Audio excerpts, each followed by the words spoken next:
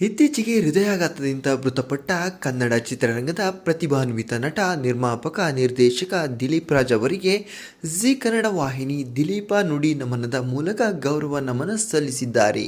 ಕನ್ನಡ ಮನೋರಂಜನಾ ಕ್ಷೇತ್ರದಲ್ಲಿ ಬಹುಮುಖ ಪ್ರತಿಭೆ ಎಂದು ಗುರುತಿಸಿಕೊಂಡಿದ್ದ ದಿಲೀಪ್ ರಾಜ್ ಹಲವು ವರ್ಷಗಳಿಂದ ಕಿರುತೆರೆ ಮತ್ತು ಬೆಳ್ಳಿತೆರೆಯಲ್ಲಿ ಯಶಸ್ವಿಯಾಗಿ ತಮ್ಮದೇ ಸ್ಥಾನವನ್ನು ನಿರ್ಮಿಸಿಕೊಂಡಿದ್ದರು.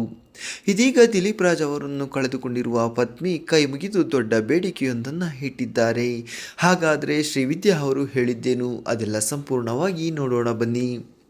ನಟನಾಗಿ, ನಿರೂಪಕನಾಗಿ ಹಾಗೂ ನಿರ್ಮಾಪಕನಾಗಿ ವಿಭಿನ್ನ ಜವಾಬ್ದಾರಿಗಳನ್ನು ನಿಭಾಯಿಸಿರುವ ಅವರು ಕನ್ನಡ ಪ್ರೇಕ್ಷಕರ ಹೃದಯದಲ್ಲಿ ವಿಶೇಷ ಸ್ಥಾನ ಪಡೆದಿದ್ದರು. ಇತ್ತೀಚೆಗೆ ಜಿ ಕನ್ನಡ ವಾಹಿನಿ ಆಯೋಜಿಸಿದ್ದ ವಿಶೇಷ ಕಾರ್ಯಕ್ರಮದಲ್ಲಿ ದಿಲೀಪ್ ರಾಜ್ ಅವರ ವೃತ್ತಿ ಜೀವನ ಮತ್ತು ವ್ಯಕ್ತಿತ್ವವನ್ನು ನೆನಪಿಸಿಕೊಂಡ ಅನೇಕ ಕಲಾವಿದರು ಭಾವುಕರಾಗಿದ್ದಾರೆ.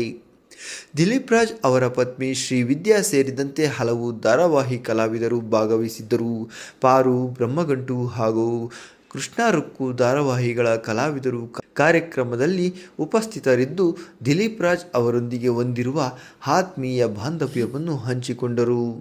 ಜೊತೆಗೆ ತಮ್ಮ ಪ್ರೀತಿಯ ಪತಿಯನ್ನು ಕಳೆದುಕೊಂಡ ಶ್ರೀವಿದ್ಯಾ ಬಿಕ್ಕಿ ಬಿಕ್ಕಿ ಹತ್ತಿದ್ದಾರೆ.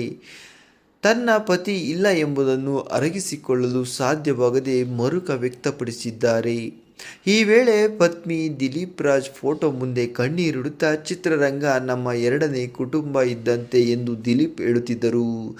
ದಿಲೀಪ್ ಹೋಗಿಬಿಟ್ಟ, ನೀವು ನನ್ನ ಕೈ ಬಿಡಬೇಡಿ ಪ್ಲೀಸ್, ನನ್ನ ಜೊತೆ ಎಲ್ಲರೂ ಮೊದಲಿನಂತೆ ಇರಿ, ನಾನು ನಿಮ್ಮನ್ನು ಬಿಟ್ಟು ಇರುವುದಕ್ಕೆ ಆಗುವುದಿಲ್ಲ ಎಂದು ಕೈ ಮುಗಿದು ಬೇಡಿಕೊಂಡಿದ್ದಾರೆ. ಶ್ರೀವಿದ್ಯಾ ಅವರ ಬಗ್ಗೆ ನಿಮ್ಮ ಅನಿಸಿಕೆ, ಅಭಿಪ್ರಾಯಗಳನ್ನು ಕಮೆಂಟ್ ಮಾಡಿ ತಿಳಿಸಿ.